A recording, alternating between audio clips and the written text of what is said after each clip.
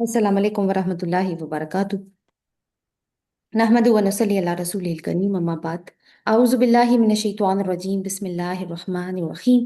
Rabbi इश्रह ली सदरी व यस्सिर ली अमरी वहलुल उक़दतम मिन लिसानी यफ़क़हू क़ौली। अल्लाहुम्मा ज़िदना इल्मा। अल्लाहुम्मा इन्ना असअलुका इल्मन नाफ़िअ व अमलन मुतक़ब्बला व रिज़्क़न तय्यिबा व क़ल्बन ख़ाशिअ। रब्बि यस्सिर व ला तुअस्सिर व तम्मिम बिल ख़ैर, आमीन या रब्बल आलमीन। आज हमारा डे 3 है तज़किया की क्लासेस का, और टोटल 5 क्लासेस हैं हमारी। तो स्टार्ट करते हैं आज की क्लास। एक सिचुएशन आपके सामने रख रही हूँ। फर्ज करें कि आपके पास एक अच्छा कंप्यूटर है और उसका ऑपरेटिंग सिस्टम ज़बरदस्त है, लेकिन एक दिन आप यूएसबी लगाते हैं उसके साथ। फाइल ट्रांसफ़र करने के लिए हम यूएसबी लगाया करते हैं। इसी तरह हमने यूएसबी लगाई अपने कंप्यूटर के साथ और उसमें वायरस आ गया।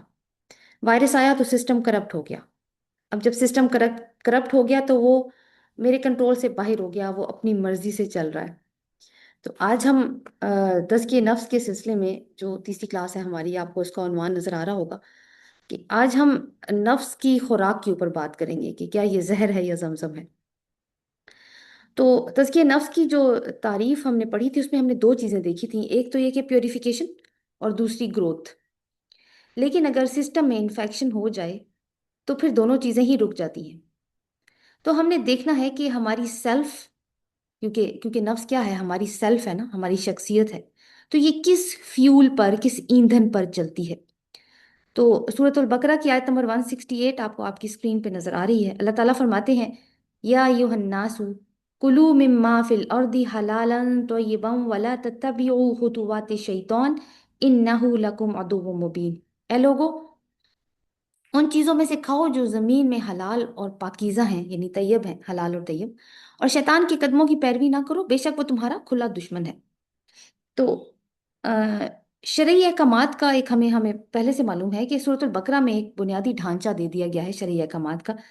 लेकिन उन शरई अहकामात की इब्तदा कहाँ से हुई है, कौन सी आयत से हुई है? वो यही वाली आयत है। यानी शरीयत पर अमल करने से पहले तुम्हें लोगों अपनी अपनी खुराक देखनी होगी। यानी इसका मतलब है कि तज़किया जो है ना, वो हमारे दस्तरखान से शुरू होता है, हमारे खाने की प्लेट में से शुरू होता है। अल्लाह ताला कहता है कि ज़मीन में जो कुछ है इसमें से खाओ, मगर हलाल हो, नंबर वन, और वो तैयब भी हो, नंबर टू। तो दो शराइत हैं, हलाल और तैयब। हलाल क्या है? वो जो जायज़ है, जिसकी इजाज़त है। ये कानूनी हुक्म है। कौन फैसला करेगा कि हलाल क्या है और हराम क्या है? मैं और आप नहीं करेंगे, सिर्फ अल्लाह ताला करेगा। ये उसी का इस्तेहकाक है, क्योंकि ये लीगल ऑर्डर है। तैयब क्या होता है? पाकीज़ा, साफ, मुफीद, खुशगवार, फितरत के मुताबिक। जो हलाल होगा क्या वो तैयब भी होगा? समटाइम्स ऐसा, मोस्टली तो ऐसे ही होता है, लेकिन समटाइम ऐसा नहीं भी होता। जैसे बकरा एक हलाल जानवर है, लेकिन अगर इसको अल्लाह के नाम पर ज़बह नहीं किया तो फिर वो हराम हो गया, यानी वो तैयब नहीं रहा, वो खबीस में शामिल हो जाएगा। तो वो गैर तैयब हो गया क्योंकि इस पर अल्लाह ताला का नाम नहीं लिया। जदीद साइंस आज, नहीं अब, ये हकीकत बनाने बताने के काबिल हुई है जिसको कि कुरान 1500 साल पहले ही बयान कर चुका है, और जिस हकीकत पे अभी हम बात करने जा रहे हैं, जो हम कर भी रहे हैं, कि न्यूरोसाइंस की एक प्रूवन रिसर्च है कि इंसान के पेट में एक पूरा न्यूरल सिस्टम होता है। देखिए, एक नर्वस सिस्टम है ना जो हमारी बॉडी में काम करता है, जो हमारी बॉडी के डिफरेंट ऑर्गन्स को कंट्रोल करता है, और वो ब्रेन के साथ कनेक्टेड होता है। ब्रेन के साथ किस तरह से कनेक्टेड होता है कि सेल्स के थ्रू, ठीक है। वो सेल्स कहलाते हैं न्यूरॉन्स। न्यूरॉन्स लंबे लंबे से सेल्स होते हैं, क्योंकि इन्होंने बिल्कुल ऐसे ही काम करना होता है जैसे कि घर में बिजली की तारें काम करती हैं, इलेक्ट्रिक सिग्नल्स को पास करने के लिए। तो क्योंकि उसमें से भी सिग्नल्स ही पास होते हैं, तो इसलिए सेल की जो अल्लाह ताला ने शेप बनाई है वो लंबी लंबी बनाई है, लंबे धागों जैसे होते हैं ये। तो रिसर्च क्या मैं आपको बता रही थी कि इंसान के पेट में एक पूरा न्यूरल सिस्टम मौजूद है जिसको एंटेरिक नर्वस सिस्टम कहते हैं, ठीक है। इसमें तकरीबन 5 करोड़ से ज्यादा न्यूरॉन्स होते हैं, और न्यूरॉन्स वही बेसिक सेल है नर्वस सिस्टम का। इसी वजह से साइंसदान इसे सेकंड ब्रेन कहते हैं।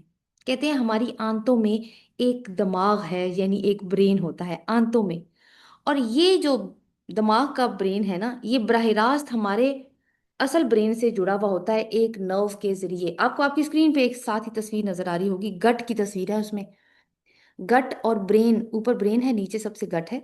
गट हमारी आंतें हैं, और ये दोनों आपस में एक धागा नुमा चीज के साथ मिले हुए हैं। ये जो धागा नुमा चीज है ना, ये भी एक नर्व है, और इसको वेगस नर्व कहा जाता है। यानी आंतें हमारे दिमाग से डायरेक्ट जुड़ी हुई हैं वेगस नर्व के जरिए। जो चीजें हम खाते हैं वो जिस्म पर नहीं बल्कि दिमाग, जज्बात और रवैयों पर भी असरअंदाज हो रही होती हैं। और रिसर्च से ये मालूम हुआ है कि हमारी जिस्म में खुशी या इत्मीनान का हार्मोन सेरोटोनिन होता है। और 70 से 90% तक इसकी प्रोडक्शन आंतों में हो रही होती है। कौन बनाता है इस हार्मोन को, सेरोटोनिन को कौन बनाता है? गट बैक्टीरियाज बनाते हैं, क्योंकि हमारी बैक्टीरिया, हमारे गट में बहुत सारे बैक्टीरियाज रह रहे होते हैं। मैंने आपको क्या बताया कि खुशी या इत्मीनान का हार्मोन कौन सा है? सेरोटोनिन। कहाँ बनता है? गट के अंदर। और कौन बनाता है? गट बैक्टीरियाज बनाते हैं। अगर इंसान की खुराक हलाल और तैयब होगी तो गट बैक्टीरियाज अपना काम बेहतर अंदाज में करते हैं और मुनासिब मिकदार में सेरोटोनिन बनता है, दिमाग पुरसकून रहता है। यानी इमोशनली हम बैलेंस रहते हैं। हमारे अंदर लोगों के लिए सिंपथी के जज्बात होते हैं, मतलब एम्पथी के जज्बात होते हैं, गिल्ट हमें फील होता है, मॉरल सेंसिटिविटी होती है हमारे अंदर। लेकिन अगर लाइक हराम माल है, हराम चीज़ खा ली, या वो चीज़ खा ली जो है तो हलाल लेकिन हराम कमाई से हासिल की गई है, और वो हमारे जिस्म के अंदर गई है, तो गट बैक्टीरियाज डिस्टर्ब हो जाते हैं और सेरोटोनिन बैलेंस मुतासर होता है। नतीजा क्या होता है? रेस्टलेसनेस, यानी एक बेसुकूनी, चिड़चिड़ापन, एंग्जाइटी, तशवीश और बेचैनी। इसको हम, क्योंकि साइंस तो नहीं कहती ये बात, लेकिन हम इसको नाशुक्रापन कह सकते हैं, यानी बेहिसी, जमीन को जमीर का मुर्दा हो जाना। एक चीज हमने डिस्कस की थी और मैंने कहा था कि जब हम नफ्से अम्मारा और नफ्से लवामा की डिस्कशन कर रहे थे, फिरौन की बात डिस्कस हुई थी कि वो नफ्से अम्मारा का सिंबल है। लेकिन उसमें एक बात ये भी डिस्कस हुई थी कि वो मूसा अलैहिस्सलाम जो निशानियां लेकर आए थे उसको उसने पहचान तो लिया था। तो यानी कुछ नफ्से अम्मारा उसके ऊपर था, लेकिन वो क्या करता था? अपने नफ्से अम्मारा को दबा देता था। सॉरी, नफ्से लवामा को दबा दबा दिया करता था। अब वो क्या है कि फिरौन जुल्म करता था। लेकिन हम में से पिछली दफा ये बात डिस्कस हुई थी कि हम में से कोई भी गलत काम करता है तो उसके अंदर एक मलामत खुद ही जागना शुरू हो जाती है, एक अलार्म बजना शुरू हो जाता है कि तुमने ठीक नहीं किया। लेकिन क्या फिरौन के अंदर कोई अलार्म नहीं बजता था? उसे क्यों मलामत नहीं होती थी? इसलिए कि वो जुल्म और तकब्बुर की कमाई खाता था और उसका जमीर मुर्दा हो चुका था। कारून भी उसी की मिसाल है। तो जितने भी इस दुनिया में जालिम लोग हैं, इनको इनका नफ्स क्यों मलामत नहीं करता? पूरा दिन जुल्म करते हैं, आराम से सोते हैं और अगले दिन फिर उठ के वही काम करना शुरू कर देते हैं, क्योंकि ये रिस्क हराम पर पलते हैं। उर्दू अदब में एक बड़ा नाम है बानो कुदसिया का, आपने सुन रखा होगा। उनका एक नॉवल है राजा गिद्ध। उसमें वो ये थ्योरी पेश करती हैं कि जब इंसान रिस्क हराम खाता है तो इसका असर सिर्फ उसकी अपनी रूह और इखलाक पर नहीं पड़ता, बल्कि वो नस्लों तक मुंतकिल होता है, यानी आगे भी वो जाता है। और नस्लों तक कैसी चीज मुंतकिल होती है? ये उन्होंने नहीं कहा, वैसे जीन्स के जरिए होती है। तो थ्योरी उनकी ये थी कि वो आगे भी मुंतकिल होता है, जिससे क्या होता है कि इंसान की फितरत में बिगाड़ आता है, जुनून या इखलाकी इनहराफ की कंडीशन पैदा हो जाती है। तो खाना हमारी सोच और रवैयों को भी शेप कर रहा है। यानी हराम खाना फिर एक तरह की बातनी इन्फेक्शन है, दिल को काला करने की। तो कुरान की ये वाली आयत जो आपके सामने अभी मैंने रखी, इसको पढ़ के ना मेरी सोच उस तरफ जाती है जो बानो कुसिया की थेरी है। बहरहाल, अब साइंस जो है वो बराह रास्त तो ये नहीं कहती कि हराम रिस्क जो है वो जेनेटिक चेंजेस पैदा कर देते हैं, लेकिन वो एक बात जरूर कहती है कि एक चीज है जिसको कहते हैं कि एपीजेनेटिक्स।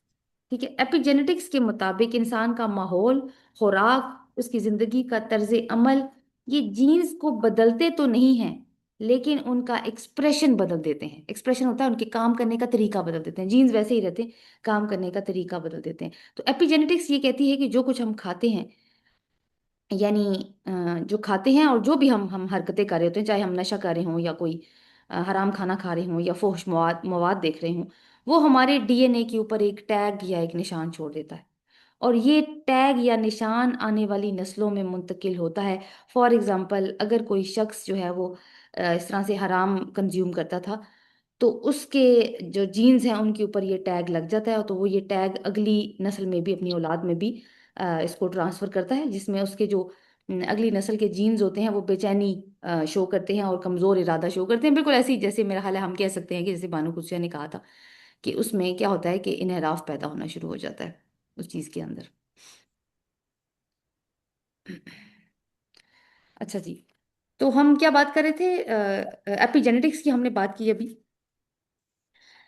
اب دیکھیں کہ ام، یعنی ہم ویسے تو وہی بات ہے کہ قرآن ہی ہمارے لیے سب سے اوتھینٹک ہے، کیونکہ سائنس تو چینج ہوتی رہتی ہے. لیکن تقوی اور فجور کے پہلوؤں کو پالش کرنے والی چیز انسان کا کھانا اور ماحول بھی ہوتا ہے.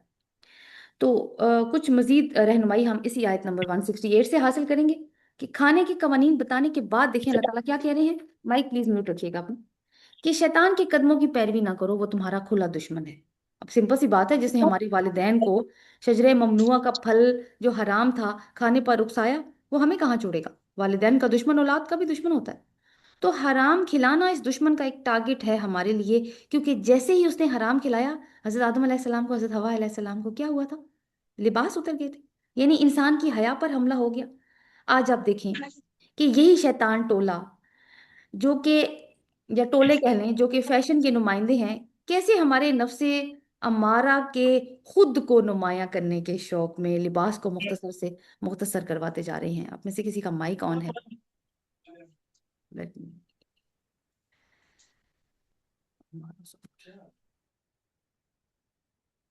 جی.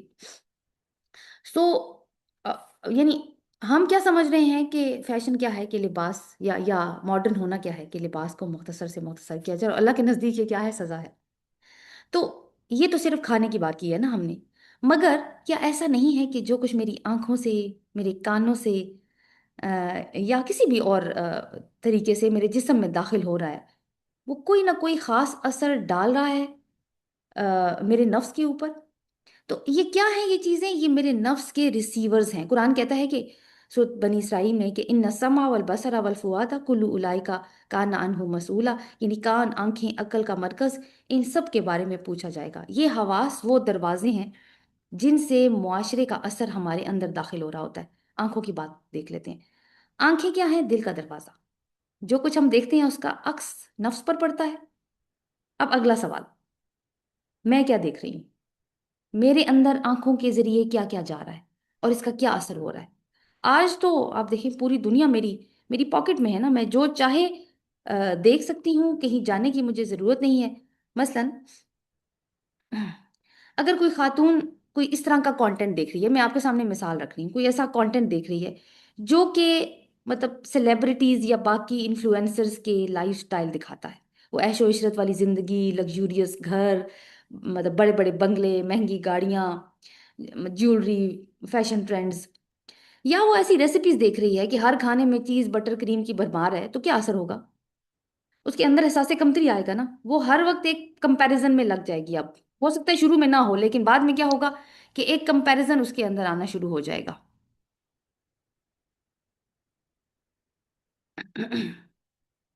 کیا کمپیریزن آنا شروع ہو جائے گا؟ دیکھیں یعنی اپنا، کہ میں کس حال میں جی رہی ہوں اور اس چکا چون کی دنیا کا جو سوشل میڈیا پر موجود ہے. تو رزلٹ کیا ہوگا کہ ناشکری پیدا ہونا شروع ہو جائے گی.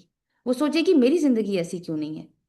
تو اس کو اپنے گھر میں موجود نعمتیں پھر حقیر لگیں گی. پھر وہ اپنے شوہر پر دباؤ ڈالے گی کہ دنیا کہاں سے کہاں پہنچ گئی ہے، ہم سڑی ہوئی زندگی گزار رہے ہیں، میرا تمہاری تنخواہ میں گزارا نہیں ہوتا، زیادہ پیسہ گھر لاؤ، مجھے کچھ نہیں پتا، جو بھی کرو.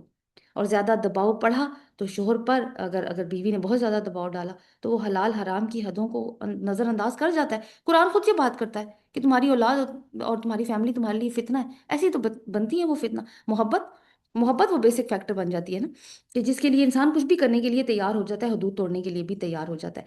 تو آپ دیکھیں سٹارٹ کہاں سے ہوا نا. ایک چیز مسلسل دیکھنے کا انجام یہ ہوا کہ جو ابھی میں نے آپ کو سچویشن رکھی. تو قرآن کیا کہتا ہے کہ اپنی نگاہوں کی حفاظت کرو. اوکے. اب دیکھیں کہ شروع میں جب انسان ایسی چیزیں دیکھتا ہے تو اس کے اندر سے یہ آواز آتی ہے کہ جو اللہ نے دیکھا ہے، دے دیا ہے، وہ کافی ہے، اسی پہ راضی رہو. لیکن اگر انسان تسلسل سے وہی چیزیں دیکھتا رہے تو آہستہ آہستہ یہ آواز کمزور پڑنے لگتی ہے اور نفس امارہ کی آواز اسٹرانگ ہونا شروع ہو جاتی ہے کہ تمہیں بھی ایسی ہی زندگی جینی چاہیے، تمہارا کیا قصور ہے کہ تم ایسا نہیں جی رہی. تو یہ آہستہ آہستہ ہوا. اس کو ہم کہتے ہیں ڈی سینسٹائز ہونا. یعنی ڈی سینسٹائزیشن ایک دم سے نہیں ہوتی، سلو پروسیس ہوتا ہے. نیورو سائنس میں ایک اور ٹرم ہے، اس کو کہتے ہیں نیورو پلاسٹیسٹی. ٹھیک ہے، ہم چونکہ نیورو سائنس تھوڑی تھوڑی ساتھ میں ڈسکس کر رہے ہیں، آپ کو اندازہ تو ہو گیا ہوگا. تو میں نے ایک اور ٹرم آپ کو بتائی ہے، وہ کیا ہے؟ نیوروپلاسٹسٹی. آسان سی ٹرم ہے، فوراً سمجھ میں آ جاتی ہے کہ یہ دماغ کی ایک ایسی صلاحیت ہے جس کے نتیجے میں دماغ نئی نئی معلومات کے مطابق خود کو بدلتا ہے.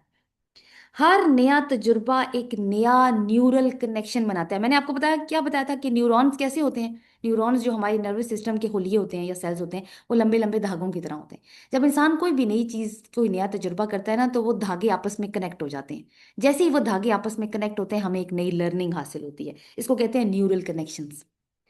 تو نیوروپلاسٹسٹی، یہ پروسیس جو ہے نا، یہ نیورل کنیکشن بننا، یہی نیوروپلاسٹسٹی کہلاتا ہے. یعنی یہ کنیکشن جو ہے نا، پھر کیا کرتے ہیں، یہ عادت بناتے ہیں ہماری. اگر ایک انسان بار بار کوئی غلط چیز دیکھ رہا ہے یا کوئی غلط کام کر رہا ہے، تو دماغ اسی کے مطابق اپنی نیورل وائرنگ کرنی شروع کر دیتا ہے. تاریں اسی کے مطابق، سسٹم اسی کے مطابق بیٹھنا شروع ہو جاتا ہے. یہ جو ڈی سینسٹائزیشن ہے، یہ ایک نفسیاتی عمل ہے جس میں انسان ایک ہی محرک کو، یا جو ٹریگر ہوتا ہے، اس کو بار بار دیکھتا ہے یا سنتا ہے، تو اس کی جذباتی حساسیت کم ہو. جذباتی حساسیت کو ہی سینسٹیوٹی یا وہ ڈی سینسٹائزیشن کہا جاتا ہے، یعنی سینسٹائزیشن. تو جذباتی حساسیت کم ہو جاتی ہے. تو نیورو پلاسٹیسٹی اور ڈی سینسٹائزیشن آپس میں جڑے ہوئے ہیں. پہلے اسٹیپ میں دماغ جو ہے وہ نئے نیورل کنیکشن بناتا ہے، یعنی نئے نیورل راستے بنتے ہیں. پھر اس کا نتیجہ ڈی سینسٹائزیشن کی شکل میں ہوتا ہے، اور دماغ پھر اپنے آپ کو اس کے مطابق ایڈجسٹ کر لیتا ہے.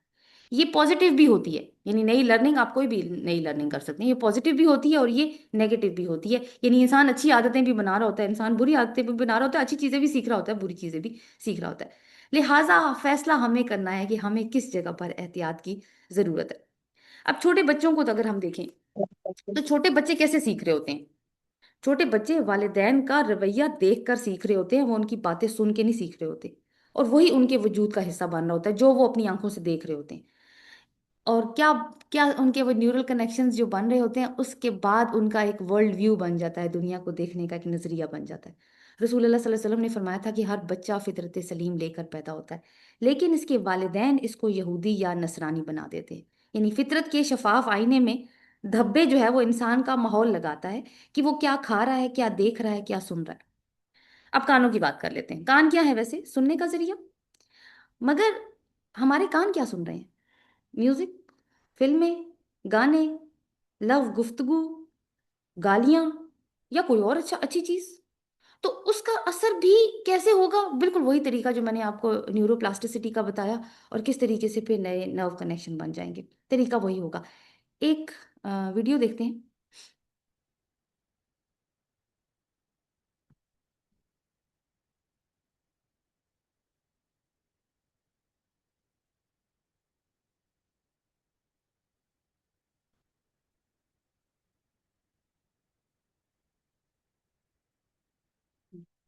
میں شیئر کر رہی ہوں، تو کائنڈلی پہ مجھے نا آپ نے بتانا ہے. جی ویژول نظر آ رہا ہے آپ کو؟ اگر آپ بول کے بتا سکیں. جی جی جی ٹھیک ہے، شکریہ.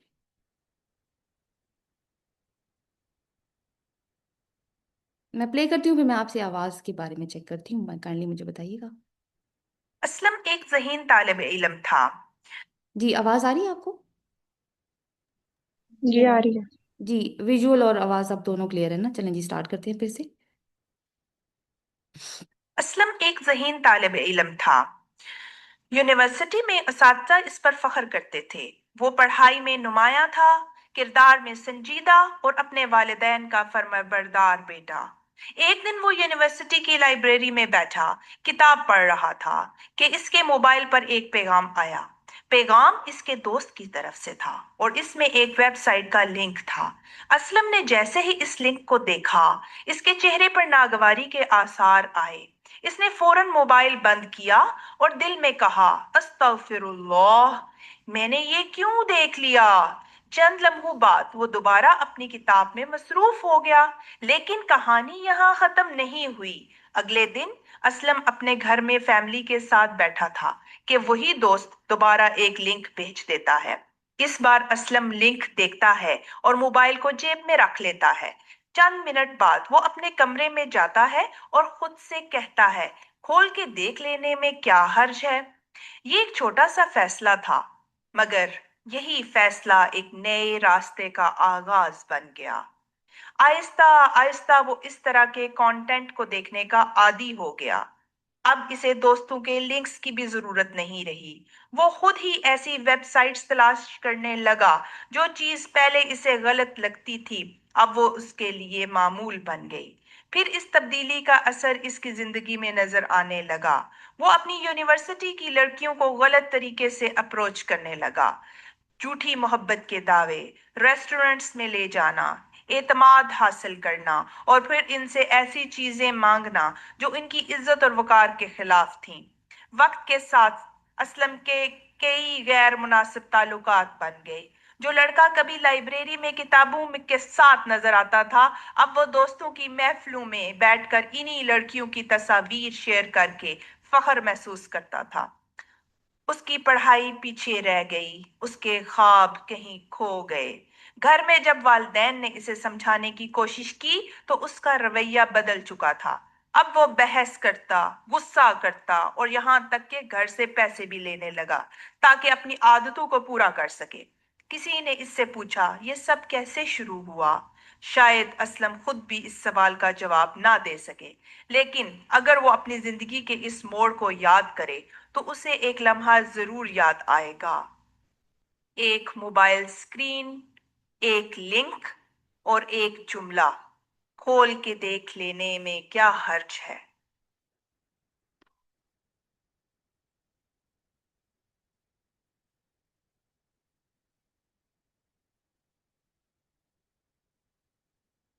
जी, आपको स्लाइड शो हो रही है, काइंडली बता सकेंगे जी पहले? मैम आ रही है। जी ठीक है। चलें जी आगे देखते हैं कि अब हम जो बात डिस्कस करने जा रहे हैं वो क्या है कि गैर कानूनी या पोशीदा जिनसी ताल्लुकात, यानी ये भी इंसानी दिमाग के ऊपर गहरे नफसियाती और केमिकल असरात छोड़ते हैं। इस तरह के ताल्लुकात में दिमाग बिल्कुल वैसे ही रिएक्ट करता है जैसे किसी नशे की सूरत में करता है। ठीक है, नशे की सूरत, यानी गैर कानूनी मतलब मैं जिस ताल्लुक की बात कर रही हूँ उसके अंदर तजस्सुस का एलिमेंट तो होता ही है। ठीक है, लेकिन खौफ का एलिमेंट भी होता है। और क्या होता है कि ये दोनों मिलकर एक केमिकल रिलीज करते हैं हमारे ब्रेन से, और उसका नाम होता है डोपामीन। और उसकी काफ़ी ज़्यादा मिकदार रिलीज होती है। ये वही केमिकल है जो मंशियात के इस्तेमाल से निकलता है और जिससे इंसान को आर्जी सुरूर या लज्जत मिलती है, और वो बार बार इस खतरे को मोल लेने के लिए तैयार हो जाता है उस लज्जत की खातिर। लेकिन चूंकि खौफ का एलिमेंट भी मौजूद था ना, तो डोपामीन निकला उस प्लेयर की वजह से। लेकिन खौफ का एलिमेंट जो मौजूद था, इसलिए कि ऐसे ताल्लुकात को छुपाने के लिए फिर इंसान को मुसलसल झूठ बोलना पड़ता है, पकड़े जाने का खौफ रहता है उसको। तो दिमाग क्या करता है, एक स्ट्रेस की हालत में आ जाती है, ब्रेन आ जाता है, तो एक और हार्मोन रिलीज करता है, और उसको कहते हैं स्ट्रेस हार्मोन। उसका नाम होता है कॉर्टिसोल। पहले हमने डोपामीन के बारे में पढ़ा, अब हम कॉर्टिसोल। डोपामीन प्लेयर हार्मोन है और कॉर्टिसोल जो है वो स्ट्रेस हार्मोन है।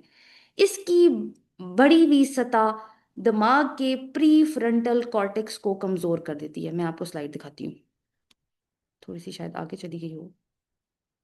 हाँ, ये देखिए, ये आपको ब्रेन नजर आ रहा है और इसका एक प्री फ्रंटल कॉर्टेक्स है। प्री फ्रंटल कॉर्टेक्स हमारे दिमाग का सबसे सामने वाला हिस्सा होता है। आपको पता है कहाँ होता है ये माथे पेशानी के पीछे होता है ये। यानी जहाँ पे हमारा माथा होता है उसके पीछे जो हमारा दिमाग है ना अंदर, उसको प्री फ्रंटल कॉर्टेक्स कहते हैं। तो इसकी बढ़ी हुई सतह इसको कमजोर कर देती है। प्री फ्रंटल कॉर्टेक्स क्या करता है, ये इंसान के जो भी फैसले करता है ना इंसान, और जो जज्बात पे काबू पाना होता है, वो ये काम कर रहा होता है। प्री फ्रंटल कॉर्टेक्स क्या करता है, ये मंतक और समझदारी की अलामत है। फैसले इंसान कहाँ से करता है, इस हिस्से को इस्तेमाल करते हुए करता है। सूर्य अलग की एक आयत है, आयत नंबर 16। अल्लाह ताला कहते हैं नासियातिन कादिबातिन खातिया। नासिया कहते हैं पेशानी को, पेशानी जो झूठी है और खताकार है। ये अबू जहल की बात हो रही थी वहां पे, क्योंकि उसने इसी इसी प्री फ्रंटल कॉर्टेक्स को इस्तेमाल करते हुए फैसले किए। तो प्री फ्रंटल कॉर्टेक्स को हम नफ्से लवामा कह सकते हैं, क्योंकि ये किसके साथ डील करता है, ये अकल वाला हिस्सा होता है।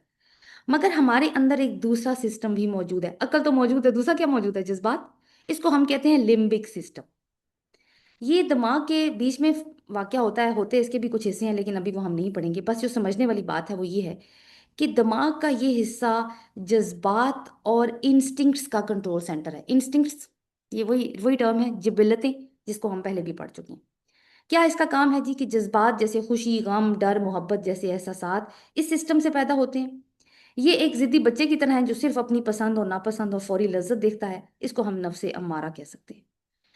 جب فوری لذت مل جاتی ہے تو پھر کیا ہوتا ہے، ڈوپامین نکلتا ہے اور اس سے انسان کو ایک سستی اور فوری لذت کی عادت پڑ جاتی ہے. اور یہ یہ ڈوپامین کیا کرتا ہے، انسان کے اندر پلیئر پیدا کرتا ہے، ٹھیک ہے، خوشی کے جذبات پیدا کرتا ہے، اطمینان کے جذبات کچھ حد تک آپ کہہ سکتے ہیں. یہی جذبات آپ کو پتا ہے، ڈوپامین صرف غلط چیزوں میں نہیں نکلتا، یہ اچھی چیزوں میں بھی نکلتا ہے. یعنی یہ پلیئر انسان کو اس وقت بھی ملتا ہے جب انسان ایک زندگی بامقصد زندگی گزارتا ہے اور اپنا آبجیکٹیو اچیو کر لیتا ہے، یا انسان کوئی قرآن کی آیت یاد کر لیتا ہے، یا اس کو بہت ہی ایک خشوع والی نماز کا ایکسپیرینس ملتا ہے، تو تب بھی یہ ڈوپامین نکلتا ہے. لیکن آپ دیکھیں کہ جتنی بھی میں نے مثالیں دی ہیں ان میں محنت انوالو ہے. لیکن کیونکہ جب انسان کو اب ڈوپامین تو چاہیے نا، جب انسان کو یہ سستی اور فوری لذت ملتی ہے نا تو وہ اسی راستے کی طرف پھر چلنا شروع ہو جاتا ہے.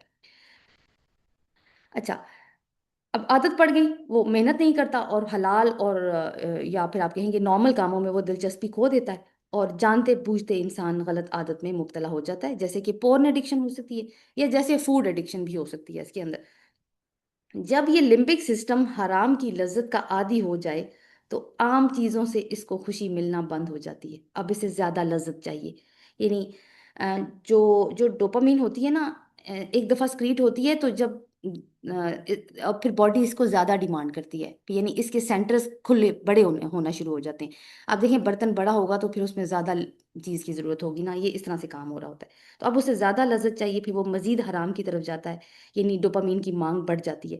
یہ وہ سٹیج ہوتی ہے جہاں پہ ڈی سینسٹائزیشن شروع ہو جاتی ہے. اسی لیے نظر کی حفاظت اور حرام لقمے کے نہ کھانے کے اوپر اسلام جو ہے وہ زور دیتا ہے. ایک آیت میں آپ کے سامنے رکھوں گی، یہ دیکھیے، یہ سورہ جاسیہ کی آیت نمبر 23 ہے. ہم اس کو ڈسکس کریں گے پھر آگے نکلیں گے. اللہ تعالیٰ کیا کہتے ہیں، افرائیتا من اتخذ الہہ ہوا. اتنا حصہ دیکھیں، کیا تم نے ایسے شخص کو دیکھا ہے جس نے اپنی خواہش نفس کو اپنا الہ بنا لیا ہے؟ یعنی یہ کیا ہے، کیا خواہش نفس، وہ ایک نیورل سلیوری کا سلیوری میں آ چکا ہے. یعنی نیورل سلیوری ایک غلامی کے اندر آ چکا ہے. جب انسان کا یہ جو لمبک سسٹم حاوی ہو جاتا ہے تو پھر کیا کرتا ہے، پری فرنٹل کارٹیکس کام کرنا چھوڑ دیتا ہے. ویسے تو انسان آزاد نظر آتا ہے لیکن اصل میں وہ ڈوپامین کا قیدی بن چکا ہوتا ہے. یہ بالکل ایسے ہی لوگ ہوتے ہیں، عام طور پہ نارمل نظر آتے ہیں لیکن بہت بڑے زناکار ہوتے ہیں، سیریل کلرز بھی ہوتے ہیں اس کے اندر. آیت کا اگلا حصہ کہتا ہے، اللہ تعالیٰ نے وہاں پہ وعد اللہ علی علم، کہ اللہ تعالیٰ نے علم کے باوجود اسے گمراہ کر دیا. تو آج کے دور میں آپ ہم سب کو معلوم ہے کہ فحش مواد یا حرام غذا کے کیا نقصانات ہیں، یہ ہم جانتے ہیں، لیکن علم ہونے کے باوجود ہم اس کو بہت سارے لوگ نہیں چھوڑ پاتے. تو تزکیے کے بغیر پھر علم بھی گمراہ کرتا ہے. علم سے پہلے تزکیہ ضروری ہوتا ہے. اس کو بھی پوائنٹ کو بھی لکھ لیں، انشاءاللہ لاسٹ لیکچر میں ہم اس کو ڈسکس کریں گے کہ تزکیہ علم سے پہلے کیا کام کرتا ہے. اگلا ایسا دیکھیں، اللہ تعالیٰ کہتا ہے وختمہ اللہ سمعہ وقلبہ وجعل علی بصرہ غشاوہ، اور اس نے اس کے کان پر اور اس کے دل پر مہر لگا دی اور آنکھوں پر پردہ ڈال دیا. اور آگے کہتا ہے کہ تم نصیحت کیوں نہیں اخذ کرتے، کہ مسلسل حرام مواد یا گناہوں کی وجہ سے دماغ کا وہ حصہ جو حق اور سچ کو محسوس کرتا تھا، پری فرنٹل کارٹیکس، وہ مردہ ہو گیا، یا پھر اس نے اب وہ انفیکٹو ہو گیا. اب انسان کو عبرت حاصل نہیں ہوتی، اور یہ سینسری ڈی سینسٹائزیشن کی انتہا ہے.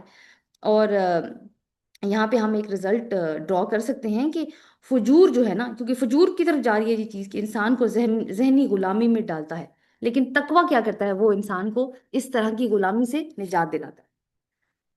اب مزید کچھ چیزیں جو ہمارے نفس کو نقصان دے رہی ہیں، ایک اور آیت میں آپ کے سامنے رکھوں گی، دو آیات ہیں انفیکٹ.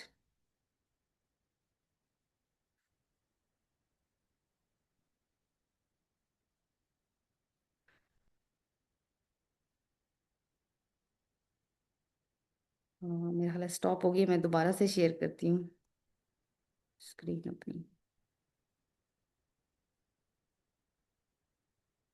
جی، یہ نا سورہ مائدہ کی دو آیات ہیں جی، یہ یاد.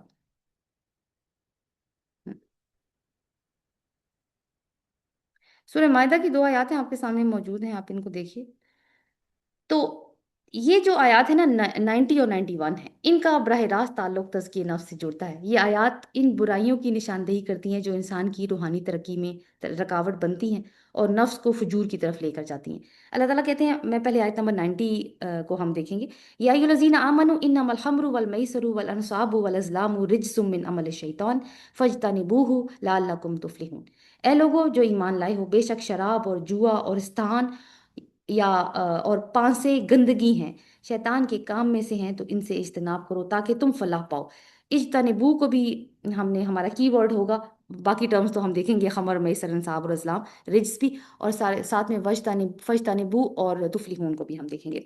تو چار چیزیں ہیں جو رجس یعنی گندگی ہیں اور شیطان کے کاموں میں سے ہیں۔ اللہ تعالیٰ فرما رہے ہیں شراب کیا ہے؟ سیدھی سیدھی حرام چیز۔ اگر کوئی کنزیوم کر رہا ہے تو اپنے نفس کو گندا کر رہا ہے، یعنی اس سے حاصل ہونے والی عارضی لذت ڈوپامین کو ایکٹیویٹ کر رہی ہے، اور ڈوپامین ایکٹیویٹ ہو رہا ہے تو کیا چیز ڈیمیج ہو رہی ہے؟ پری فرنٹل کارٹیکس، جو کہ فیصلہ سازی کا مرکز ہے، اور سوچنے سمجھنے کی صلاحیت ختم ہو رہی ہے۔ رسول اللہ صلی اللہ علیہ وسلم نے فرمایا تھا کہ شراب سے بچو، یہ ام الخبائث ہے، برائیوں کی ماں ہے یہ۔ میسر کیا ہے؟ آسانی سے ہاتھ آنے والی رقم، جوئے میں یعنی جوا۔ اب جوئے میں غیر یقینی صورتحال ہوتی ہے نا، انسان مسلسل اس فریب میں جب وہ کھیل رہا ہوتا ہے، اس فریب میں ہوتا ہے کہ وہ جیتنے والا ہے، اور ایسی سچویشن میں جب وہ بالکل جیت کے قریب ہوتا ہے، ایک ہائی موڈ میں ہوتا ہے، تو ڈوپامین کی ایک ہیوی اماؤنٹ ریلیز ہوتی ہے۔ لیکن اگر انسان ہار جائے تو بھی وہ چھوڑتا نہیں ہے، کیونکہ مائنڈ اس ہار کے طور پر رجسٹر نہیں کرتا، وہ اس کو اکساتا ہے کہ تم اگلی دفعہ دوبارہ جیت جاؤ گے، یعنی ایک شیطانی فریب ہے جس میں وہ مبتلا ہو جاتا ہے اور اس جال میں پھنس جاتا ہے۔ اب آپ کو یاد ہوگا کہ سٹریس کی صورت میں دماغ کارٹیسول ریلیز کرتا ہے، ٹھیک ہے؟ کارٹیسول، اب سٹریس ہوا، ہارا ہے نا، ہار گیا ہے، تو یہ ہارمون ریلیز ہو گیا۔ یہ ہارمون دو طرح کے ری ایکشنز پیدا کرتا ہے کارٹیسول۔ نمبر 1 لڑو، نمبر 2 بھاگو۔ یعنی لڑو کیسے؟ غصہ کرو، لڑنے میں غصہ ہوگا، اور بھاگنا ہے تو بغض، بغض دل میں رکھو اور بھاگ جاؤ۔ جب انسان مسلسل ہارتا ہے تو یہ ہارمون ریلیز ہوتا ہے، اور کارٹیسول بھی پری فرنٹل کارٹیکس کا دشمن ہے، اگر مقدار اس کی بہت زیادہ ہو جائے تو۔ پھر آگے دو چیزیں آ گئیں، انصاب اور ازلام۔ ان کا تعلق انسان کے خوف کے ساتھ ہے۔ انصاب نسب سے ہے، اس کو یعنی کوئی پتھر جس کے اوپر قربانیاں کی جاتی تھیں اور پرانے زمانے میں کرتے تھے لوگ۔ ازلام جو ہیں وہ فال نکالنے کے تیر ہم کہہ سکتے ہیں۔ تو تعلق دونوں کا ہی انسان کے خوف سے جڑتا ہے۔ انسان بہت کے اندر شکریہ کیونکہ سبحان مستقبل کی ایک فکر ہوتی ہے، مائکس کائنڈلی دیکھ لیجیے گا آپ نے، انسان کے اندر نا مستقبل کی ایک فکر ہوتی ہے، کل کیا ہوگا، یہ فکر سب کے اندر ہی موجود ہوتی ہے۔ تو فیصلہ لینا، چونکہ فیصلہ لینا بھی کوئی بھی فیصلہ لے انسان تو مستقبل پر اثر انداز ہوتا ہے، اس لیے فیصلہ کرنے کے لیے انسان مختلف قسم کی توہم پرستیوں والے طریقے اختیار کرتا ہے۔ یہ بھی ویسے لمبک سسٹم سے ہی جڑتا ہے۔ ایمک ڈیلا ایک ٹرم اور ہے، یہ لمبک سسٹم کا حصہ ہوتی ہے۔ یہ جو ہے نا وہ سروائیول کے ساتھ ڈیل کرتی ہے، اور ابھی ہم سروائیول ہی کی بات کر رہی ہیں، اور سروائیول کا تعلق کس چیز سے ہوتا ہے؟ مستقبل سے۔ عرب لوگ کامیابی کی تسلی چاہنے کے لیے فال کے تیر نکالتے تھے، ازلام۔ آج کل یہ کیا ہے؟ ہاروسکوپ، ٹائرو کارڈز، طوطے سے فال نکلوانا۔ وہ ایک گانا ہے، آپ نے تو نہیں سن رکھا ہوگا، لیکن چلے میں آپ کو سنا دیتی ہوں۔ اس میں وہ ایک خاتون گانا گا رہی ہوتی ہے، کہتی ہے چوڑی پن کے میں کٹ دیاں فال، آندہ تیرے لئی ریشمی رومال۔ تو کیا کر رہی ہے؟ چوڑی پن کے، چوڑی توڑ کے کیا کر رہی ہے؟ فال نکال رہی ہے، کہ ریشمی رومال لے کے آئی ہے۔ اب وہ فال نکال رہی ہے کہ جس کو ریشمی رومال دینا ہے وہ آئے گا یا نہیں آئے گا، مستقبل سے بات ہے نا، اس کی جڑتی ہے۔ تو مستقبل کا یعنی اس کو اندیشہ ہے۔ تو ازلام، انصاب جیسے میں نے آپ کو بتایا، وہ پتھر جہاں قربانیاں پیش کی جاتی ہیں غیر اللہ کے سامنے تاکہ وہ ناراض نہ ہو، ہم محفوظ رہیں، کوئی مصیبت نہ آ جائے، جیسے اب تعویذ ہے، دھاگے ہیں، مزار بھی کہہ سکتے ہیں، درختوں کے ساتھ کپڑے باندھنا، مزار پہ کالا کالا بکرا ذبح کرنا، یا پھر کالا ککڑ قربان کرنا۔ تو جہاں خوف زیادہ ہوتا ہے وہاں غیر انسانی سہارے بھی زیادہ ہوتے چلے جاتے ہیں۔ ایک مووی تھی، یقیناً آپ نے وہ بھی نہیں دیکھ رکھی ہوگی، 3 ایڈیٹس اس کا نام تھا نا۔ تو اس میں ایک سین تھا، میں آپ کو سناتی ہوں وہ سین۔ وہاں پہ نا ایک مین کیریکٹر ہوتا ہے اور وہ دوسرے کیریکٹر کو یہی والی بات سمجھا رہا ہوتا ہے کہ انصاب یعنی یہ جو بت وغیرہ ہوتے ہیں ان کی کوئی حقیقت نہیں ہوتی، وہ کہتا ہے۔ وہ کرتا کیا، اس کو ڈیمونسٹریشن دیتا ہے، اور امتحان ہو رہے ہوتے ہیں کالج میں، تو کالج کے باہر نہ کہیں سے، کالج کے سامنے سے یہ ایک پتھر اٹھاتا ہے، کالج کے گیٹ کے سامنے رکھتا ہے اس کو، اور اس کے اوپر نا ایک رنگ سا مل دیتا ہے، اور آگے تھالی رکھ کے اس میں نا اپنی والٹ سے نکال کے 1 روپیہ بھی ڈال دیتا ہے۔ کہتا ہے اب پھر سائڈ پہ ہو کے نا دونوں کھڑے ہو جاتے ہیں کہ نا دیکھنا آپ کیا ہوگا. تھوڑی دیر میں جو طلبہ ہیں ان کی ایک لائن لگی ہوتی ہے, کوئی ماتھا ٹیک رہا ہوتا ہے, کوئی پیسے ڈال رہا ہوتا ہے, کوئی بھگوان بھگوان کر کے منتے مان رہا ہوتا ہے. تو وہ کہتا ہے کہ دیکھا, جہاں ڈر ہوتا ہے وہاں لوگ خود ہی بھگوان بنا لیتے ہیں. اب ذرا سائیکالوجی سے جوڑے تو جیسے بات گزری نا کہ اس کا تعلق بھی لمبک سسٹم سے. لمبک سسٹم کون سا سسٹم تھا؟ وہ جو جذبات کو کنٹرول کرتا تھا. اور امیگڈیلا اسی سسٹم کا حصہ ہے جو کہ سروائیول کے ساتھ ڈیل کرتا ہے. ٹھیک ہے, یہ بھی پری فرنٹل کارٹیکس کو شٹ ڈاؤن کر دیتا ہے. اور کیا ہوتا ہے پھر؟ غصہ, خوف اور ہیجان کی کیفیت پیدا ہوتی ہے.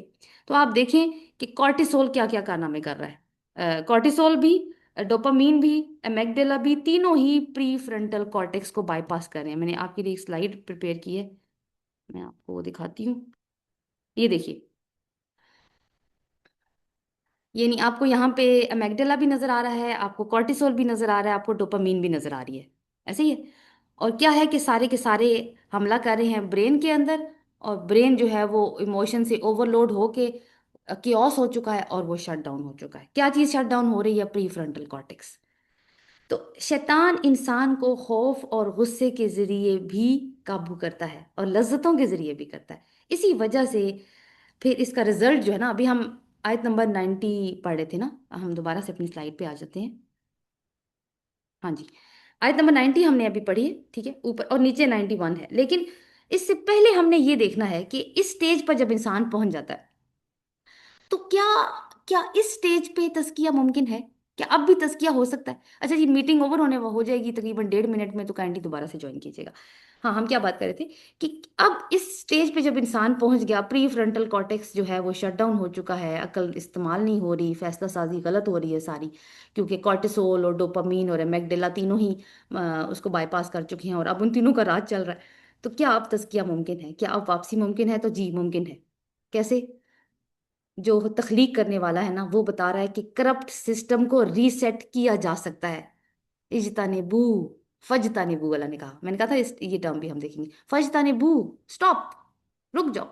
یہ نہیں کہا کم کر دو, یہ نہیں کہا احتیاط کرو, بلکہ دور ہو جاؤ, ہٹو اس جگہ سے, فاصلہ کریٹ کرو اپنے اور اس جگہ کے درمیان.